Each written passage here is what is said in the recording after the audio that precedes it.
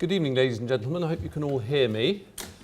First of all, I'd like to welcome you to Quadrant Chambers for this. I think it's our second shipping seminar of this year, and I think the fourth or fifth we've put on in the recent times. This evening, we have, as usual, a team of really top-class speakers who, as you'll see from the programme, are going to address I think a varied selection of recent developments in shipping matters.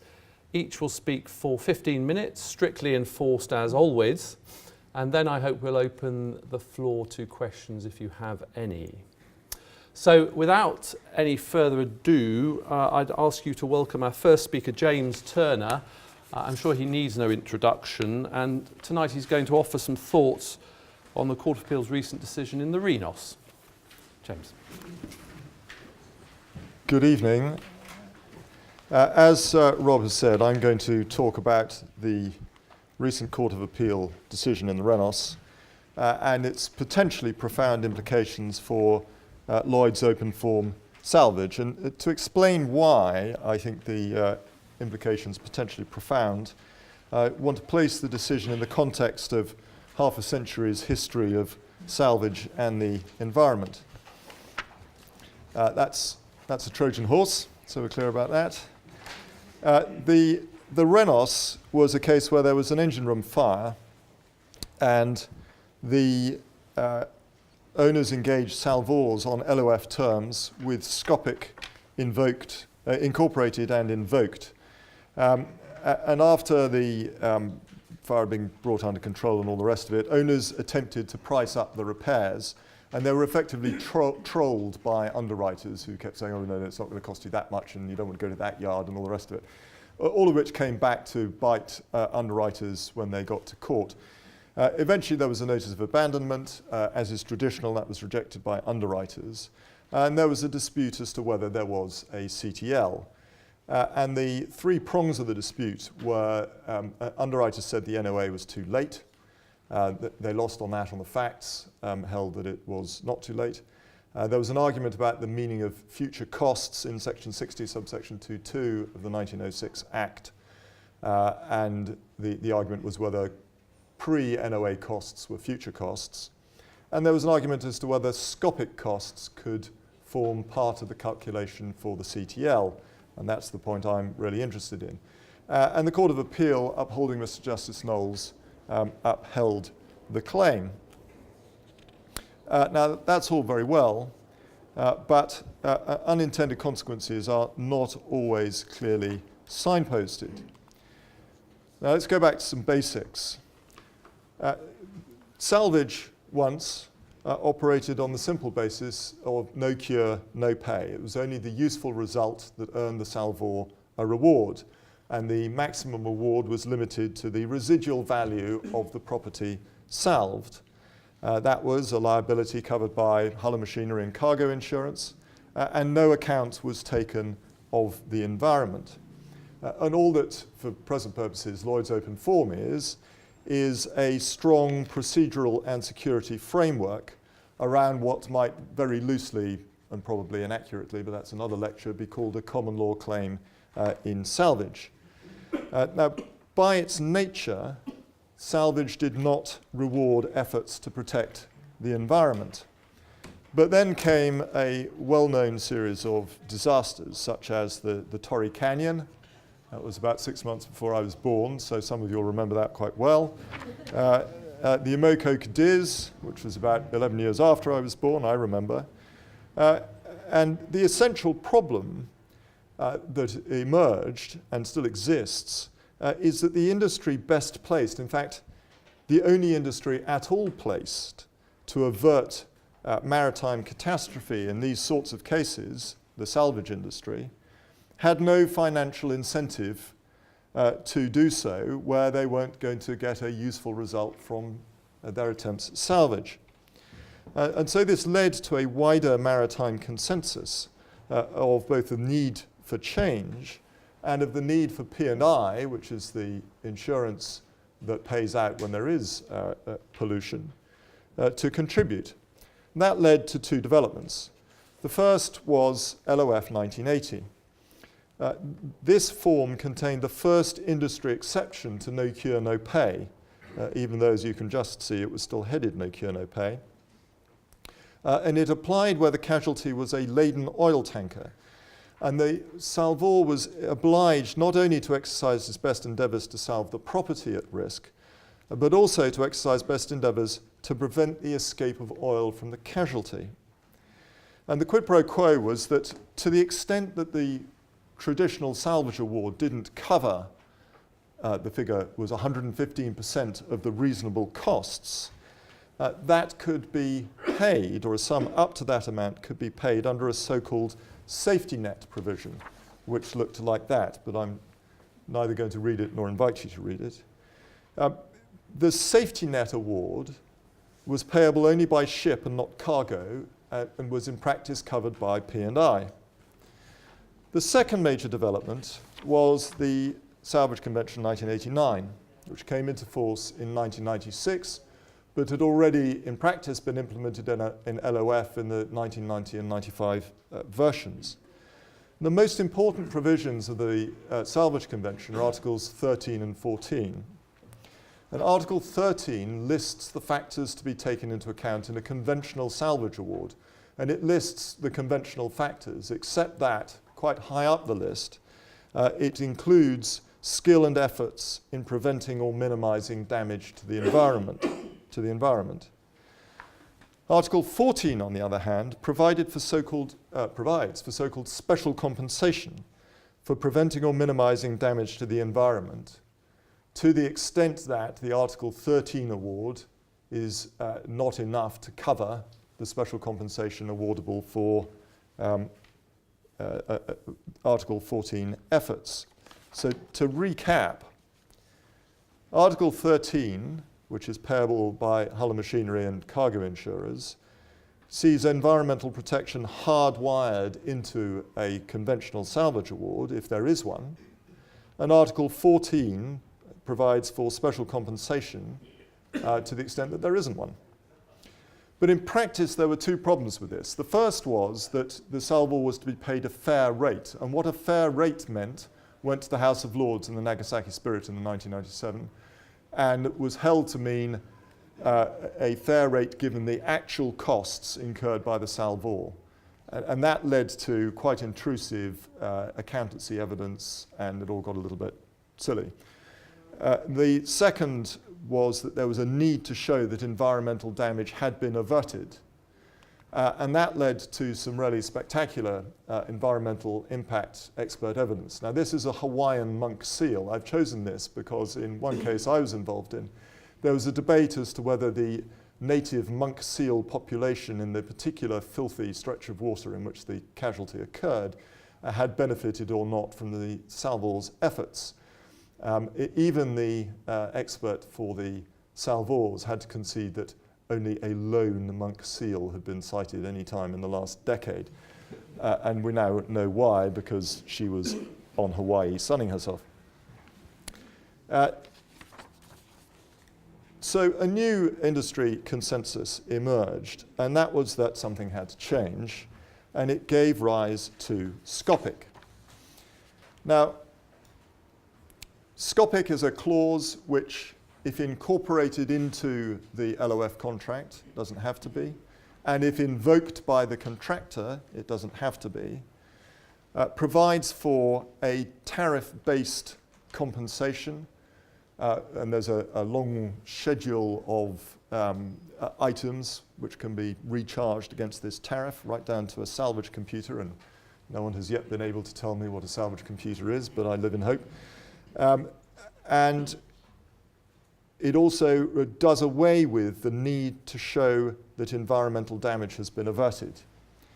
It is, like Article 14 and like the LOF 80 safety net, solely the liability of P&I, and of course only applies if and to the extent that the Article 14 award is greater than the Article 13 conventional salvage award. Now, everyone knew that underwriters, be they P&I or property insurers, would not be party to the LOF contract. And for practical purposes, two non-binding codes of practice were agreed. One dealt with a so-called special casualty representative. Again, that's a topic for another lecture, but look at footnote 1 in the handout and you'll see a potted account of what the SCR is about. And the second dealt with notification requirements between the Salvor and the P&I Club. And both codes reflect an industry perception and consensus that Article 13 was for property insurers and Article 14 for P&I. And that's a consensus which is also reflected in Article 6C of the York-Antwerp Rules 2004, which provides that SCOPIC is not allowable in general average. It's reflected in paragraph 15 of SCOPIC itself, which says that it's not a GA expense and it's not claimable directly or indirectly under a hull and machinery policy. And it's reflected in the ITC hulls clauses, exclusion of Article 14 and similar in substance claims. Now, coming back to the Renos and the SCOPIC arguments, underwriters' argument was that SCOPIC was not costs of repairs under Section 60, subsection 2.2. And they said that for two reasons. One, they said it's conceptually distinct from Article 13. And secondly, they said, well, look at paragraph 15 of SCOPIC that I've just mentioned. Now, the Court of Appeal's response to that might have been, well, actually, and this would have been correct, the obligation under SCOPIC is exactly the same as the obligation under LOF to exercise best endeavours to salve the casualty and the cargo and the property in danger. And they might also have said, and anyway, you're not party to SCOPIC.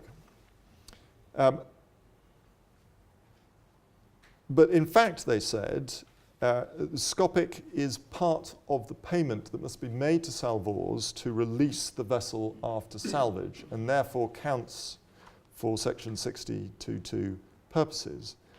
And although Lord Justice Hamlin acknowledged the not party to the contract argument, he didn't address it at all. He just said that paragraph 15 was not offended by allowing SCOPIC to count towards a CTL. Well, I find it a little bit hard to see how a claim for a CTL based upon, in part, costs incurred in SCOPIC expenditure is not an indirect claim relating to SCOPIC remuneration.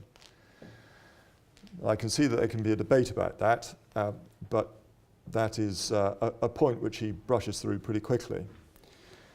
What is more certain is that this is a result that can never have been intended by the framers of the 1906 Act, because Article 14 and even the LOF safety net and all the rest of it lay well over half a century in the future.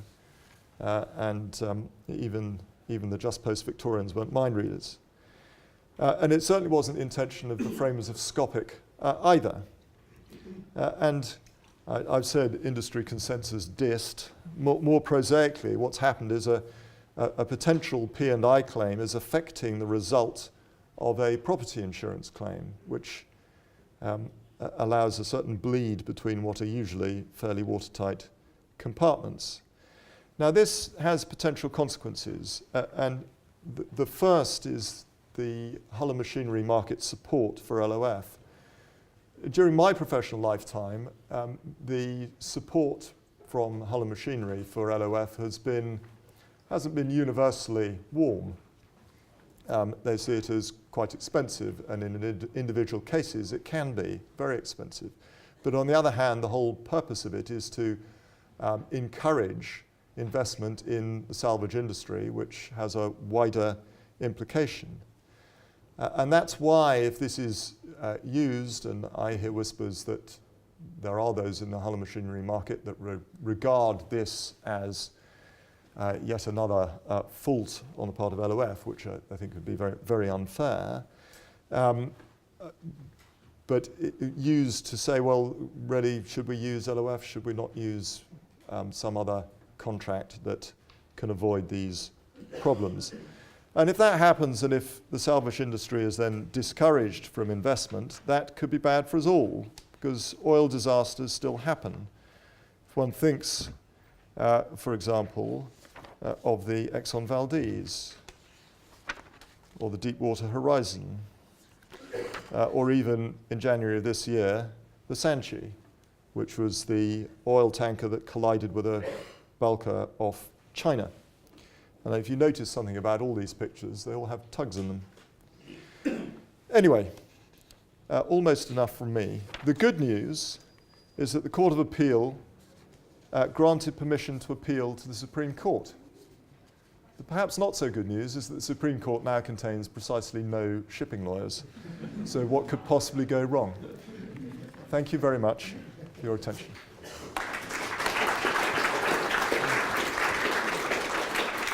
Self-proclaimed, I say, Morecambe and Wise of Quadrant Chambers, Nigel Cooper and Jeremy Richmond, they're going to say something about preserving contractual remedies in the face of a foreign insolvency, a matter I think is topical certainly in recent years given a number of quite high-profile insolvencies we've seen in the shipping industry. So I'll hand over to Nigel, who I think is going to speak first. Thank you very much, Rob. Ladies and gentlemen, as we're all aware, recent and indeed current economic uncertainties have meant that we have seen a number of large-scale insolvencies or restructurings involving what in many cases might be described as household names within the maritime and offshore industries. One of the inevitable consequences arising from such situations is the extent to which individual creditors are able to preserve or recover assets at a time when those appointed to oversee the insolvency or restructuring process are looking to protect the interests of the debtor and of the majority of the creditors. Now, none of this is, of course, new or unusual. However, the issues which arise in the shipping and offshore contexts are more likely to raise issues as to the interplay between the rights of a majority under a foreign insolvency law and the individual rights of a contracting party under the governing contractual law, often English law. Now, as the cases we are going to discuss highlight, there are certain unresolved questions as to how far English law will recognise rights accruing in a foreign insolvency, and of equal concern is the extent to which a foreign insolvency regime will recognise contractual rights under English law and give effect to them. These are the issues which arise in cases on which Jeremy and I are working together. Tonight, Eric Morecambe of Quadrant will be doing the heavy lifting after I introduce the topic. What Jeremy is going to do is take you through the cases we want to discuss, and then I'll finish with some concluding remarks. So, the type of interplay between legal regimes that I have described arises not infrequently in long-term contracts, which provide for termination rights in the event of counterparty insolvency. And we're all aware that such clauses are going to be common in marine and offshore project contracts or long-term supply contracts, whether those supply contracts are for commodities or indeed for the vessels to ship the commodities. They particularly arise where those termination rights are allied to self-help measures. Of course, we're perhaps all familiar with the exercise of liens, or indeed that old favourite, the retention of title clause. Other examples which can arise include provisions which entitle the buyer on termination to elect to take title in an uncompleted ship or offshore structure and tow it away. Provisions which entitle the buyer to take possessions of items of buyer supply which may have been purchased on its behalf by the counterparty. Now, all of these rights are rights that are going to be recognised under English law and are likely to be valid under that governing law.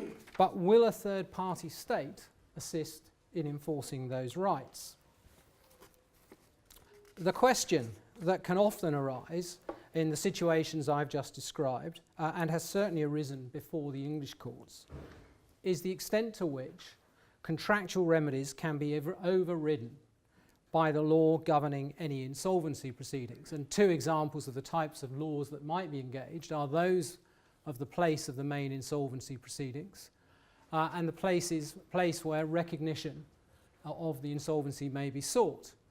Now, quite often, the answer is, of course, always going to depend on the applicable law, and that is likely to be the law of the place where any recoverable assets are located.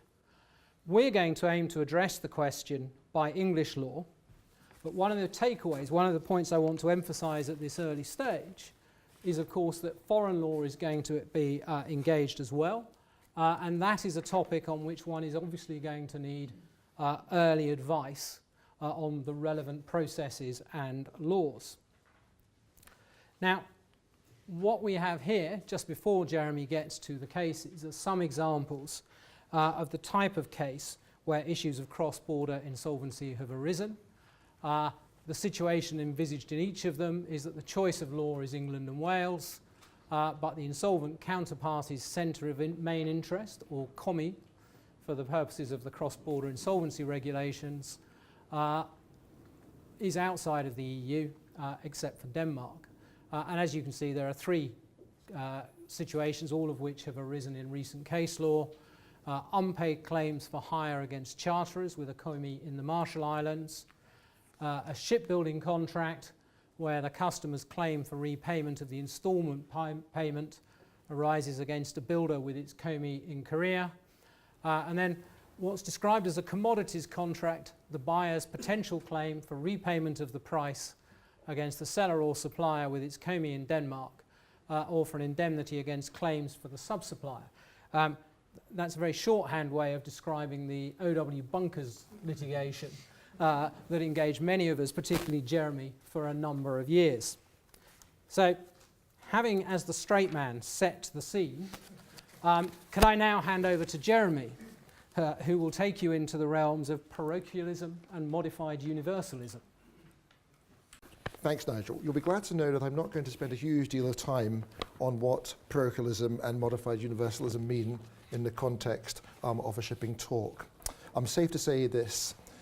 The common law rule, which is still good law, at least for the time being, is that insofar as English law is concerned, a debt which is governed by English law is not discharged and cannot be compromised by a foreign insolvency proceeding. That case dates back to the 1890s. The facts are not particularly important in Anthony Gibbs, but it was to do with a French contractor who claimed that his contractual obligations were discharged under an English contract law when the French contractor had gone into insolvency in France, and the Court of Appeal said that just is not correct as a matter of English law. Modified universalism is a slight rowback from that position generally adopted by the Supreme Court in Rubens and Eurofinance, but the Supreme Court stopped short of overruling the rule in Gibbs, as it is called. Now, with that, I'm setting the scene. The first question relevant, I think, for today's topic is what powers the foreign representative has upon the recognition of the foreign insolvency in England under the cross-border insolvency regulation. Most of you will be familiar with when a foreign insolvency is recognised in England, that has the immediate effect of staying proceedings in England. So if there's an LMA arbitration, as soon as a recognition occurs in England, that arbitration is stayed. But in addition to that general power that the foreign representative automatically gets, the foreign representative can also go for additional relief in front of the court. And I've set out there three areas of commonly sought for additional relief. The first thing to note from them, and I'll leave you to read them in your own time, is that these generally on a reading do rather suggest that they are procedural powers. So the foreign representative can go to the English court and ask for procedural relief and not substantive relief. In fact, the cross-border insolvency regulation is silent, as adopted in England, as to what law the court in England should apply in considering the relief that the foreign representative can achieve in England. So the question arose in one of the first big cases in the shipping world involving the extent to which a foreign representative can apply for relief was the relatively well-known case of Fibria Cellulose. The facts, taken very briefly, are that it involved a Korean counterparty who had gone into insolvency in Korea against a Brazilian counterparty who was happily solvent. The charter party had a termination provision, or an ipso facto clause, that said that when the one party goes into insolvency, the other party can file a notice of termination of the contract. So in this case, Pan Ocean famously went into insolvency in Korea, and Fibria sought to terminate the contract under the charter party. The foreign representative who'd achieved recognition of the Korean insolvency in England said, no, you can't do that, because I'm going to look for relief from the English court that says there's a matter of Korean law, ipso facto clauses are unlawful and unenforceable, and as a matter of Korean law, I want relief of the English court to enjoin the termination of the contract. So this is quite plainly an attempt by the Korean foreign representative to apply foreign law as part of the additional relief under the cross-border insolvency regulation in England. The matter came before Mr. Justice Morgan, and he came to the relatively firm view on his reading of Rubin versus Eurofinance that the relief that the foreign representative can achieve in England was limited to procedural relief, and therefore he rejected the application to enjoin the notice of termination of Fibria. So far so clear, and also he expressly relied upon Anthony Gibbs saying the Court of Appeal, by which I am bound, cannot have told me that I cannot discharge or affect an English contractual law right by reason of a foreign insolvency judgment. So far so good for those who want to persist upon the English law rights if they just sit on their hands and do nothing. There was a recent attempt in the High Court and Chancery Division, or the Business and Property Court as we now must call it, in January, where another attempt was made by the foreign representative to, in effect, apply foreign law. And the facts, very, very briefly put, given the time, is that there was a restructuring proceeding in Azerbaijan, and the restructuring plan, as a matter of Azeri law, purported to discharge all debts around the world of the insolvent Azeri company, including debts which were subject to an English law choice of law provision. The Azeri foreign representative achieved recognition in England and argued that as a matter of procedure, not substance, the English court had the power to grant a permanent injunction against those people who had a debt which is subject to English choice of law. So they sidestepped the ruling Gibbs because they weren't saying there's a substantive effect to the English choice of law cause of action. They in fact said, we want to invoke the procedural power, which the court, they say, clearly had. So it was a kind of roundabout way for kind of subverting the rule in Gibbs. The matter came before Mr. Justice Hilliard in a very full judgment, who I would submit unsurprisingly held that he was bound by the Pan Ocean case because, in effect, what the Azeri foreign representative do was trying to diminish or actually discharge the English choice of law right of the creditor, and that it was also held that he had no jurisdiction to do so, and even if he did have jurisdiction, as a matter of discretion, he would not.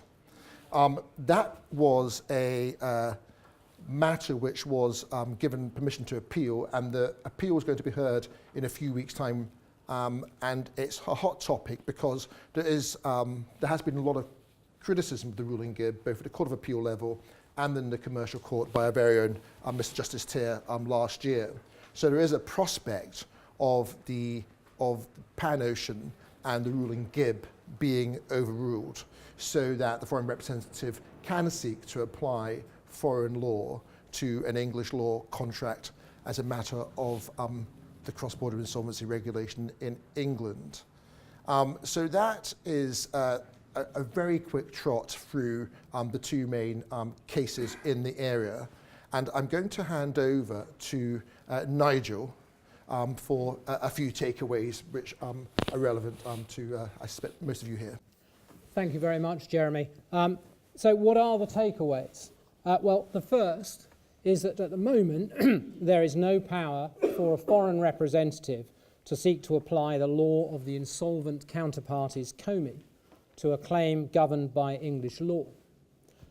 The second, and perhaps this is the important one to keep in mind, is that if the creditor submits to the jurisdiction of the foreign insolvency proceedings, then the foreign representative may seek to discharge or vary the English law claim in England by applying the law of the Comey. And certainly in the last decision that Jeremy took us through, one of the key reasons for the judge's decision was that he found there had been no submission to the foreign insolvency. So it is really important where a situation arises where there are foreign insolvency proceedings to make sure that one doesn't inadvertently take steps which constitute a submission to those insolvency proceedings, because otherwise all your English law rights may go as well. What is also key, as Jeremy has highlighted, is the importance of determining whether the relief sought by the foreign representative is properly described as procedural, or whether it is intended to affect the substantive rights of the creditor. Because certainly if one is acting for the creditor, the more one can point to the rights being affected as being substantive, the more likely it is that the English court is going to allow one to enforce one's contractual rights as against enforcing the rights of the foreign representative in the insolvency proceedings. The other big takeaway is that we've described the approach taken by the English courts. As Jeremy may have highlighted by reference, or did highlight by reference to the Pan-Ocean decision, there are other jurisdictions which do not take the same approach in balancing contractual rights against the rights of the creditors as a whole in the insolvency. And both Korea and the United States are examples of states that are likely to take a different approach. And that comes back to what I said at the beginning. Namely that there is no point having contractual rights in a foreign insolvency situation if it becomes too late to use them. And therefore it is important to take early foreign law advice as to what is the effect of the insolvency regime with which one is engaged, when do rights accrue to the foreign representative in those proceedings, and at what point does one lose one's contractual rights. Just to make sure that at an early stage, if one needs to take action to enforce self-help measures, one is in a position to do so. Just two notes of caution to finish with. The first is, of course, the Court of Appeal decision that Jeremy referred to, which is going to be for the case that's going to be heard in the next few weeks. And the second is this: there is work going on within the UNCITRAL working groups to consider the question of whether or not foreign insolvency judgments should be given effect on recognition. And if that measure or proposal does go through, then that will certainly have an impact on the balance under English law and may well lead to an overturning of Rubin's and Eurofinance. Obviously, we've given this a bit of a whistle-stop tour, so if anybody's got any questions or wants to chat further, do catch up with us afterwards. Thank you very much.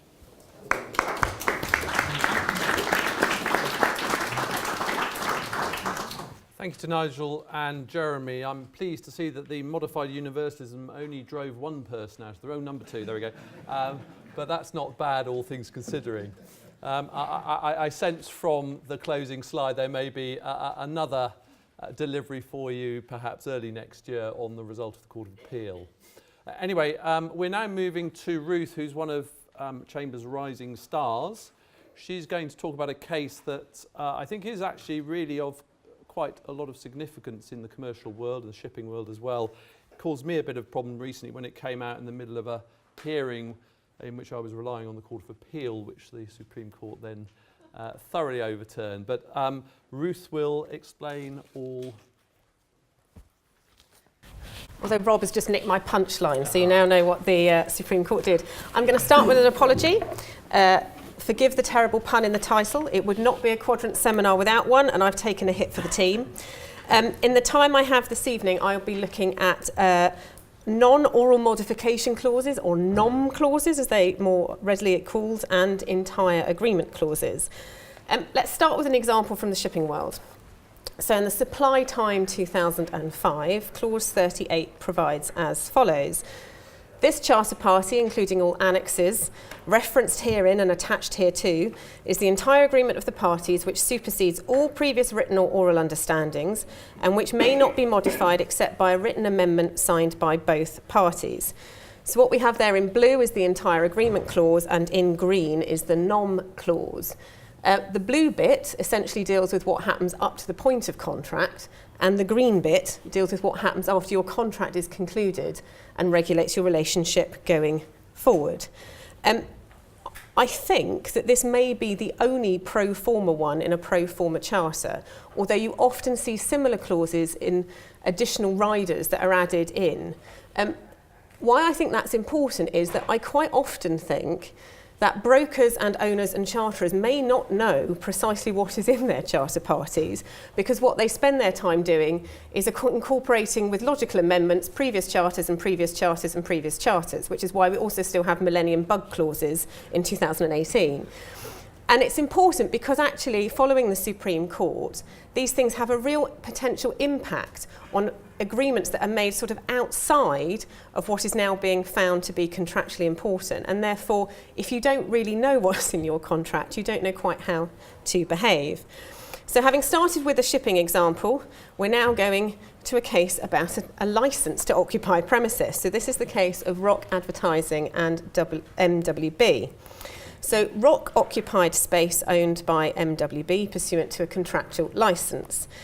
Clause 7.6 of the licence provided this licence sets out all the terms as agreed between MWB and licensee. No other representations or terms shall apply, so that's the entire agreement bit. And then all variations to this licence must be agreed, set out in writing and signed on behalf of both parties before they take effect. So that's the NOM clause. Unsurprisingly, because otherwise it wouldn't have ended up in court, Rock fell into arrears on the licence fee. MWB excluded them from the premises and terminated their contractual licence. They then brought proceedings claiming the arrears and other charges and damages in respect of the unpaid licence fee. Rock counterclaimed for loss and damage suffered as a result of what it said was a wrongful exclusion from the premises. And the basis of that argument was that there was an oral agreement made between the parties to reschedule the licence fee payments due under the original agreement. Now, how many times have we seen that in brokers' emails in relation to unpaid hire? Rock paid £3,500 as the first instalment under what it referred to as the new payment schedule. 2 days later, MWB purported to reject the characterisation of the new payment schedule, but nevertheless pocketed the £3,500. So we then end up in the county court, which is slightly unusual for a case that ends up then in the Supreme Court. The county court judge finds that there was in fact an oral variation and that it was agreed, but it couldn't take effect because of the clear language used in clause 7.6. Also held that MWB was not prevented or stopped from enforcing its legal rights under the licence by accepting the payment of the £3,500, and that if the oral variation was effective, payment and agreement to comply with the other terms of the revised schedule amounted to good consideration. Rock then appealed to the Court of Appeal. It came before Arden, Kitchen and McComb, and they dealt with the NOM clause and then the issue of consideration. So they said that the principle of freedom of contract entitled parties to agree the terms of their choice subject to public policy limitations. And therefore, a contract containing a clause which prohibited or purported to prohibit variation by an oral agreement was nevertheless itself capable of variation by contract by either an oral agreement or conduct. And therefore, clause 7.6 did not preclude any variation of the original agreement other than in writing and in accordance with its terms. And those are the relevant passages from the various judgments in the Court of Appeal. Perhaps the more interesting question was then what it went on to do with consideration. So the Court of Appeal held that payment by Rock of the £3,500, together with the promise to make further payments in accordance with the revised schedule, conferred a practical benefit on MWB which constituted sufficient consideration for the oral variation agreement, and that it was binding on and enforceable against each of the parties, provided that Rock continued to make payments. And those are the various sections from the judgment. The appeal was allowed, and then permission to appeal was sought from the Supreme Court and then granted by Kerr, Wilson and Toulson. Now, rather like buses that always come along in twos, the first was whether a contractual clause prescribing that an agreement may not be modified, save as in writing, so i.e. the nom clause was legally effective, and secondly, whether an agreement whose sole effect was to vary a contract to pay money by substituting an obligation to pay less money or some money at a later date was in fact supported by consideration. And actually it's the second question that after the Court of Appeal judgment had come out, it's the second question that most academics are really interested in. So it was a bit of a surprise when the Supreme Court, despite saying that they were two truly fundamental issues of contract law, decided not to deal with the second one. So let's give an outline of the outcome and then we'll look at some of the reasoning. So the Supreme Court unanimously overturned the Court of Appeal's decision on the ground that the nom clause deprived the alleged oral agreement asserted of any binding contractual force, although their reasoning varied 4-1, with Lord Briggs being in the minority. And we'll come on to see quite how they dealt with it in a minute. But they unanimously held that it was not necessary or, quotes, desirable for the court to address the issue of consideration. It would require a re-examination of Folkes and Beer. Now, Folkes and Beer, you may remember from the very dim and distant days of contract law, is an extremely old case which decided that a promise to pay a debt was not sufficient consideration, as there was no additional benefit passing from one party to the other. And although that point was ripe for reconsideration, if it was to be overruled or its effects substantially modified, it should be before an enlarged panel, i.e. more than 5 of them, and in a case where the decision would be more than opita.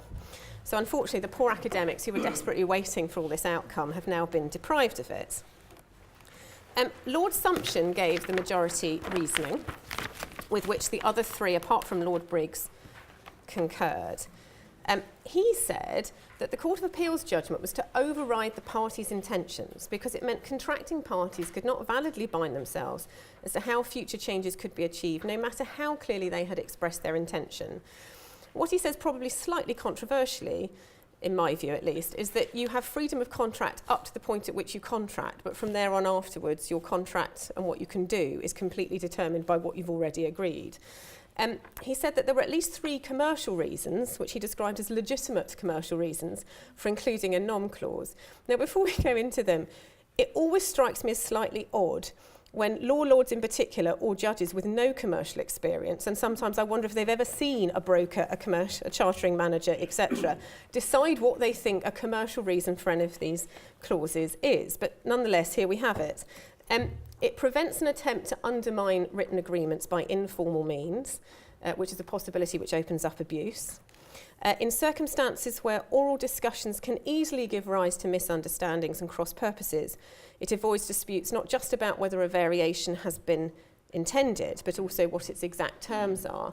Now, that might be true, particularly in a shipping context where you have parties negotiating for whom they're negotiating in English and English is not their first language. That might be quite a legitimate reason why oral discussions can give rise to misunderstandings and cross-purposes.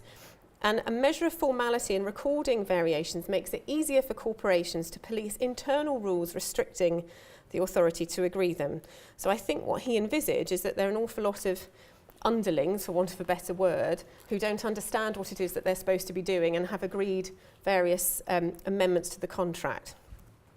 He said, in contrast to all those legitimate commercial reasons, all reasons against enforcing them were entirely conceptual.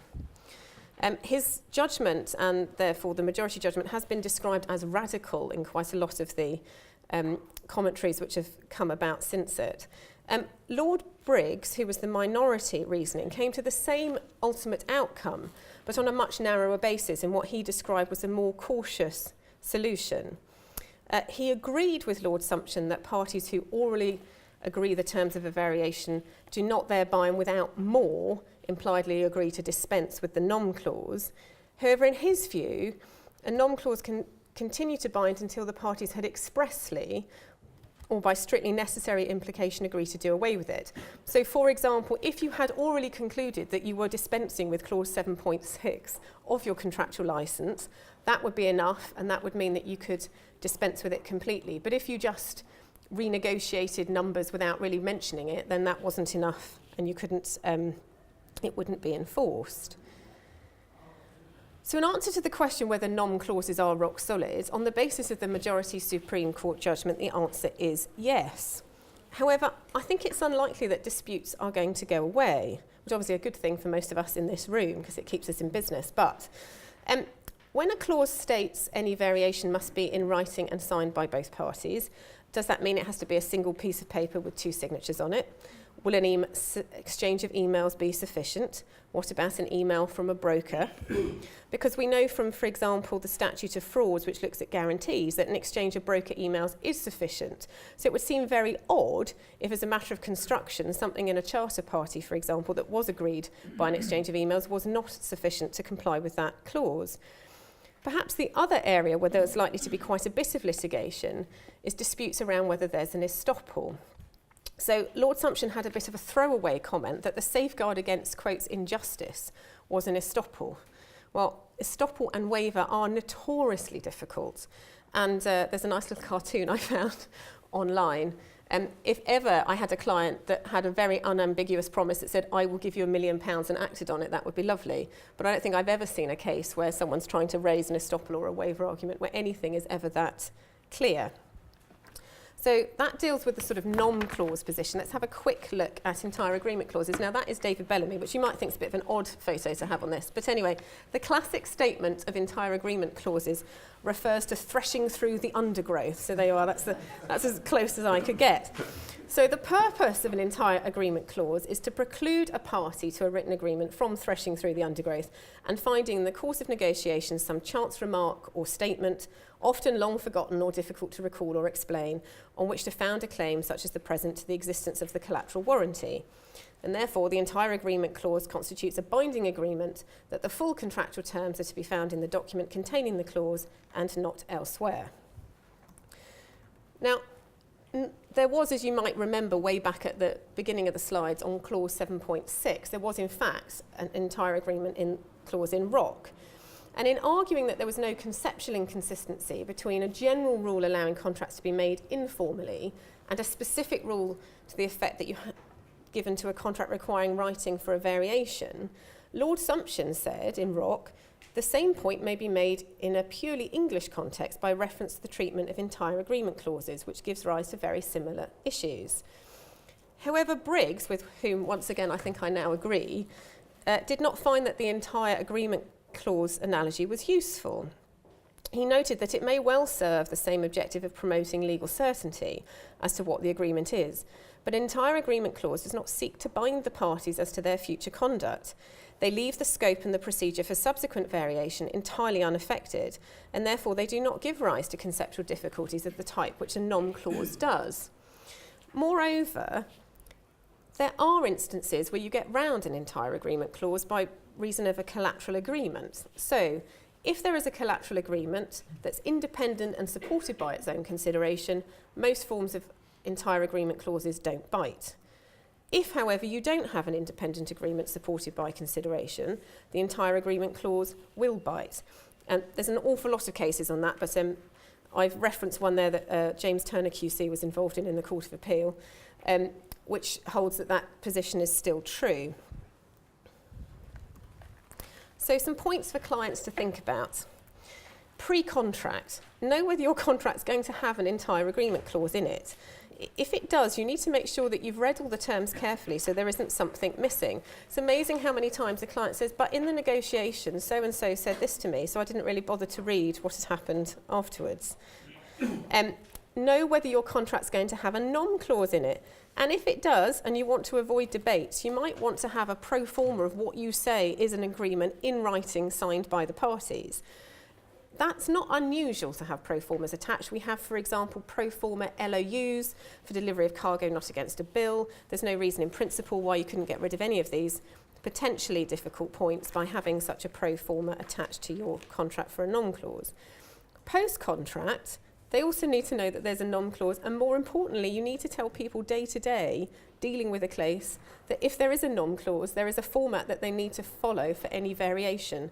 Otherwise, they may come unstuck at a later point. Anyway, that was a whistle-stop tour. Thank you very much for listening.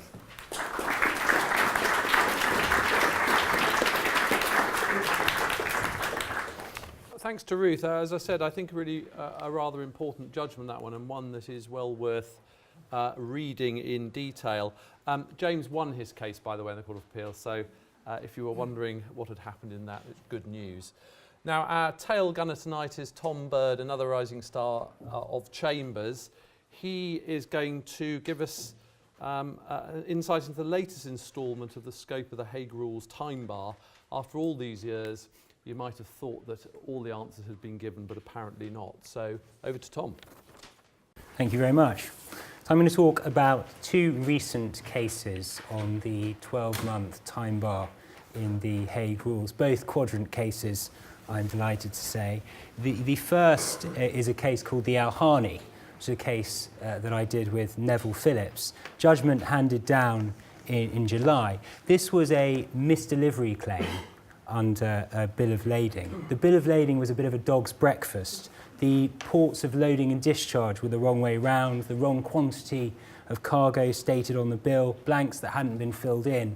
The other side described it as riddled with errors. But the important points are these. First, there was a contractual incorporation of the Hague Rules.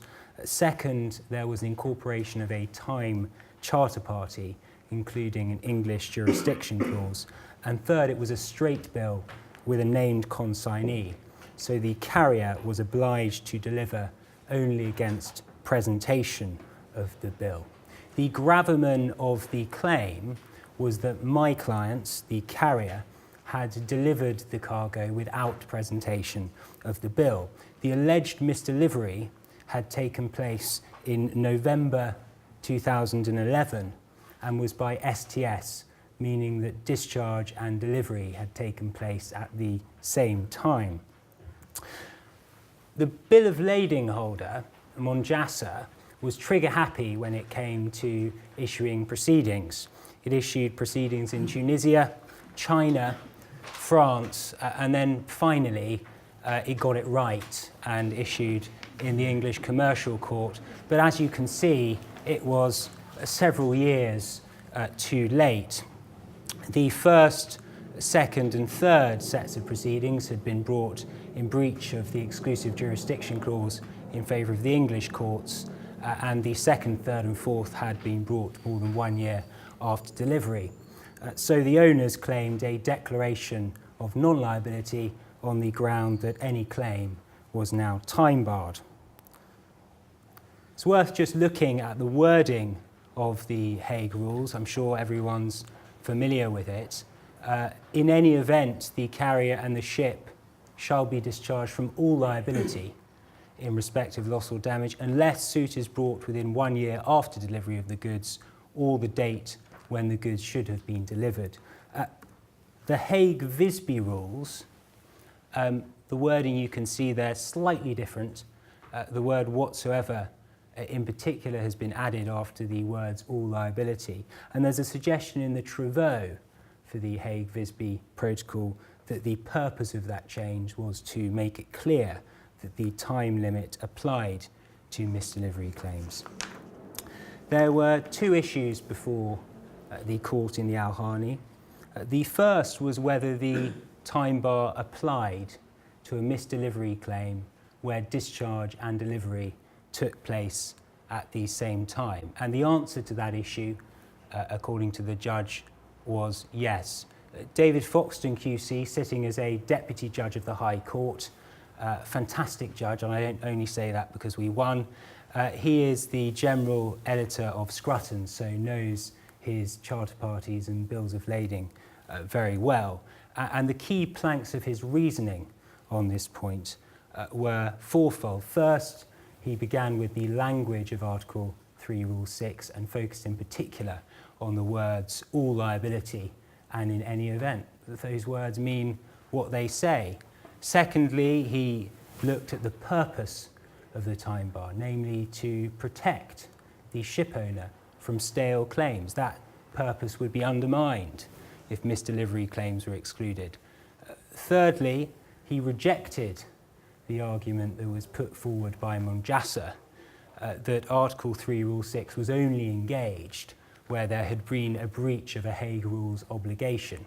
The suggestion was that the Hague Rules were only concerned with the care of the cargo, whereas delivery was something that wasn't governed at all by the Hague Rules. He rejected that and indeed pointed out for good measure that Monjassa had in fact formulated their own claim as a breach of a Hague Rules obligation.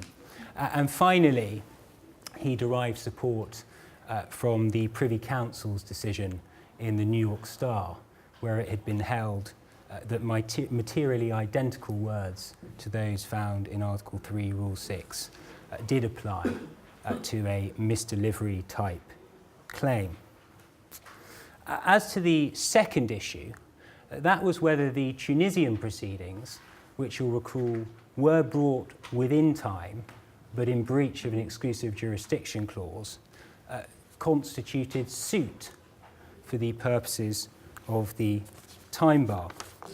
And the judge held that these were not competent proceedings for the purposes of the time bar, saying if the first proceedings are brought in a particular court in breach of an obligation to bring claims in another forum, then save perhaps in exceptional circumstances, they will not constitute proceedings before a competent court. Judge didn't explain what exceptional circumstances would amount to. However, there weren't exceptional circumstances in that case. The judge did consider two types of cases in which different sets of proceedings may have an effect on the time bar. The first category of cases he referred to were enforced substitution cases. An example of this would be where a party issues competent proceedings in one forum, but the other party subsequently exercises a right to have the dispute referred to arbitration. The first proceedings would then stop time running. And the second category of cases are what the judge called a parallel proceedings cases. An example is given in the case of the Nordglimt, where timely proceedings were issued in Antwerp and the claimant then brought an action in rem in England for security. What's important to note about both of these categories of cases is that the claimant was acting reasonably and properly in commencing the first set of proceedings, whereas in our case, the claimant had brought the Tunisian proceedings in breach of an exclusive jurisdiction clause. Now, the second case that I want to look at, also handed down in July of this year, is the Dara commercial estate case. And the relevant facts in this case were that the vessel had sailed with a cargo from India to Jordan and so completed her voyage, but was not permitted to discharge. Some months later, the owners decided to send the vessel to Turkey, where the cargo was subsequently discharged and then sold by judicial sale. And it was alleged that this was a geographical deviation and that this meant the Hague Rules time limit didn't apply. It's necessary to look very briefly at the history to appreciate where this argument was coming from. House of Lords decision from 1934, in which the House of Lords had decided that geographical deviation was a fundamental breach of the contract of carriage and that the effect was to displace the entire contract. Half a century later, photo production, the House of Lords row back from the doctrine of fundamental breach, which is discredited. So the question arises, where did this leave the Haine steamship decision and the ancient deviation cases that preceded it? Lord Wilberforce was rather Delphic on this point in photo production. He said it may be preferable that those cases should be considered as a body of authority sui generis with special rules derived from historical and commercial reasons. We can derive some assistance from the quasi-deviation cases. A quasi-deviation is where there has been an unauthorised stowage of cargo on deck. Two Court of Appeal decisions, both of which held that where there has been a quasi-deviation, the Hague Rules time limit still applies. Capitan Petco Voivode is the second of those cases where reliance was placed on the same words that David Foxton relied on in the Harney. But in that latter case, Lord Justice Longmore said it had not been conclusively determined whether the geographical deviation cases were dead and buried. So the decision in the Dara commercial estate case, well, the judge, Mrs. Justice Carr, aligned herself with the view expressed by Lord Justice Lloyd in the Antares that geographical deviation cases should be assimilated into the ordinary law of contract.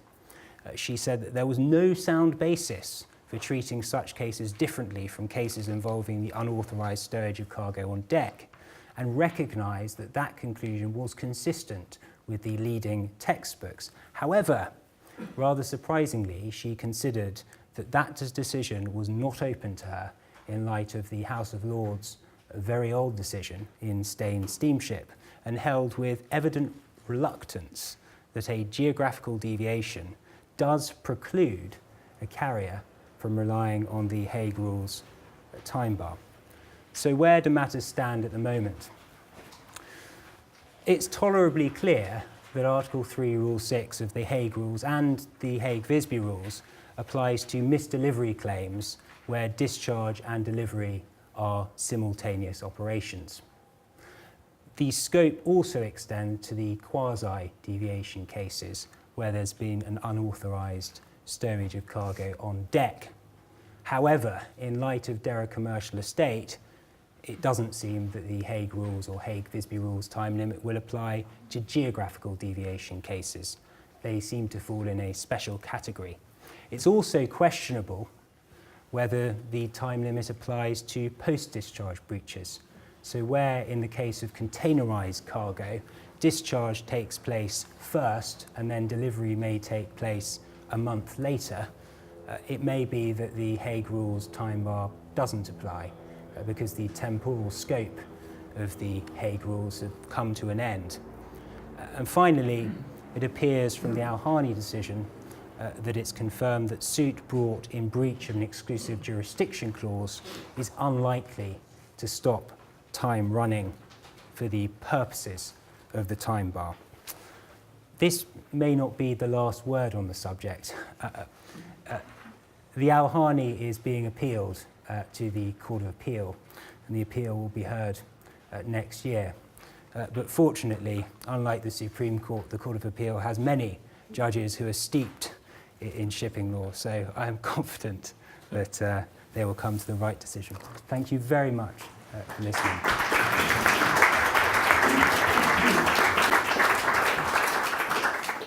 For me is to thank our 5 speakers. I hope you will show your appreciation in the usual way and ask you to join us for a drink afterwards.